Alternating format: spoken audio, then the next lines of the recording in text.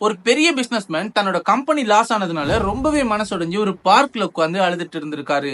இதையெல்லாம் பார்த்துட்டு இருந்த ஒரு வயசானவர் எதுக்காக அழுகுற அப்படின்னு அந்த பிசினஸ்மேன் கிட்ட வந்து கேட்கும் போது தனக்கு நடந்த விஷயங்களை எல்லாம் அந்த பிசினஸ்மேன் சொல்லியும் இருக்காரு. இதையெல்லாம் கேட்டுட்டு இருந்த அந்த வயசானவர் ஒரு பிளாங்க் செக்கை எடுத்து அந்த பிசினஸ்மேன் கையில கொடுத்து, இந்த செக்ல இருந்து எவ்வளவு வேணாலும் பணத்தை எடுத்து உன்னோட பிசினஸ் மறுபடியும் நல்ல நிலைமைக்கு கொண்டு வா. ஆனா ஒரு கண்டிஷன், இந்த செக்ல இருந்து நீ எவ்வளவு பணம் எடுக்கிறியோ அவ்வளவு பணத்தையும் ஒரே வருஷத்துல இதே இடத்துல வந்து எனக்கு மறுபடியும் கொடுக்க வேணும் அப்படின்னு சொல்லிடுறாரு. பிசினஸ்மேனுக்கு இது ஒரு பெரிய ஆச்சரியமாகவும் ஒரு பக்கத்துல சந்தோஷமாவும் இருக்கு.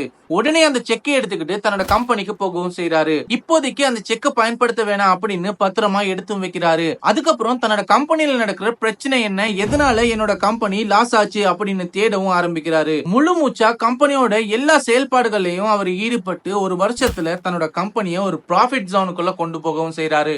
ஒரு வருஷத்துக்கு அப்புறம் அந்த செக்கை எடுத்துக்கிட்டு அந்த வயசானவரை தேடி மறுபடியும் அந்த பார்க்குக்கு போறாரு. ஆனா அந்த இடத்துல அந்த வயசானவர் இல்ல.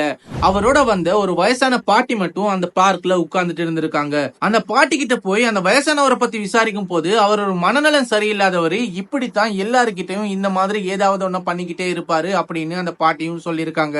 இத கேட்ட அந்த பிசினஸ்மேன் ரொம்பவே அதிர்ச்சிக்குள்ளாகிறாரு. இந்த பிளாங்க் செக் இருக்கு அப்படிங்கிற அந்த நம்பிக்கை தான் தன்னோட கம்பெனியை எப்படியாவது மறுபடியும் ப்ராஃபிட் ஜோனுக்குள்ள கொண்டு வரலாம் அப்படின்னு அவரை தூண்ட வச்சிருக்கு. இதே மாதிரி தான் நம்ம வாழ்க்கையில அடுத்தது என்ன பண்றது அப்படின்னு தெரியாம நிறைய பேர் திகைச்சுக்கிட்டு இருந்திருப்போம்.